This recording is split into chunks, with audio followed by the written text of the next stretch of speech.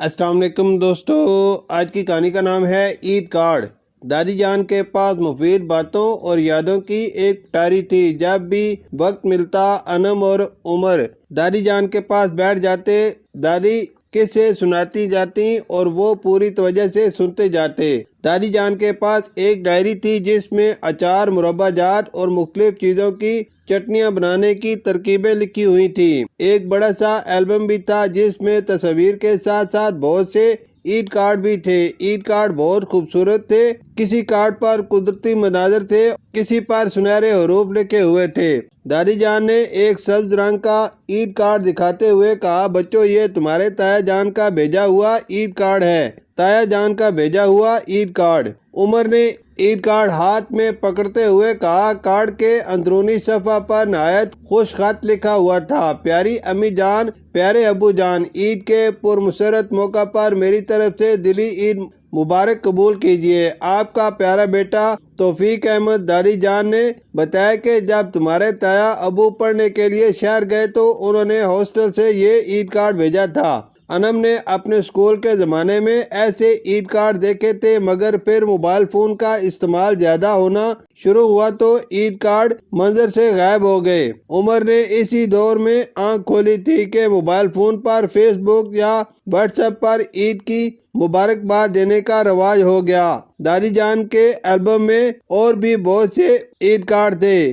ان عید کارڈوں کو دیکھ کر ایک خیال عمر کے ذہن میں آیا۔ اس خیال کے آتے ہی اس نے انم آپی سے کہا، میں چاہتا ہوں کہ اپنی ڈرائنگ کا امتحان لوں، اپنے ہاتھ سے عید کارڈ بناؤں اور سب کو عید کی مبارکباد دوں۔ کیا اس کام میں آپ میری مدد کریں گی؟ آپی نے کہا، میں تمہاری بھرپور مدد کروں گی۔ تم عید کارڈ بناؤ گے اور میں دادی جان کی ڈائری میں درج کسی ایک چیز کی چٹنی بنانے کی کوشش کروں گی۔ یہ تو بہت اچھی بات ہے۔ دادی جان نے دونوں کی باتیں سن لی تھی۔ انم آپی اور عمر اپنے اپنے کام میں جٹ گئے۔ عمر بہت سے رنگین کاغذ اور مارکر لے آیا۔ آپی نے دادی جان سے مشورہ کرنے کے بعد خوبانی اور آلو بخارے کی چٹنی بنانے کا فیصلہ کیا تھا۔ امی جان کو بھی علم ہو گیا تھا کہ بچے دادی جان کے کمرے میں بیٹھ کر کوئی اہم کام کر رہے ہیں۔ دونوں نے دادی جان کی نگرانی میں عمدہ انداز میں اپنا کام مکمل کیا۔ دادی جان نے عمر کے بنائے ہوئے عید کارڈ کو دیکھا۔ سبز اور پیلے رنگ کا کارڈ بہت خوبصورت دکھائی دے رہا تھا۔ رمضان المبارک کا آغاز ہوا تو پہلے روزے کے افطار پر میز پر جہاں اور مزے مزے کے کھانے کی چیزیں تھی، وہیں آپی کی بنائی خوبانی کی مزیدار چٹنی بھی تھی۔ ابو جان کے ساتھ ساتھ سب نے چٹنی کی خوب تعریف کی۔ ابو جان نے آپی کو 500 روپے انعام دیتے ہوئے کہا، اب یہ مزیدار کام گھر میں جاری رہنا چاہیے۔ عمر میاں نے اپنے بنائے عید کارڈ رمضان المبارک کے پہلے عشرے میں ڈاک کے ذریعے بھیج دیے تھے۔ ماموں جان بحرین میں اور پھپھو قدسیہ ملتان میں عید کارڈ ملنے پر بہت خوش تھیں۔ تایا جان اور چچا جان کے ساتھ ساتھ عمر نے امی جان اور ابو جان کو الگ الگ عید کارڈ دیے۔ ایک خوبصورت کارڈ اپنے شفیق استاد سر اجمل کو بھی بھیجا۔ سب کو عمر کے بنائے عید کارڈ بہت پسند آئے تھے۔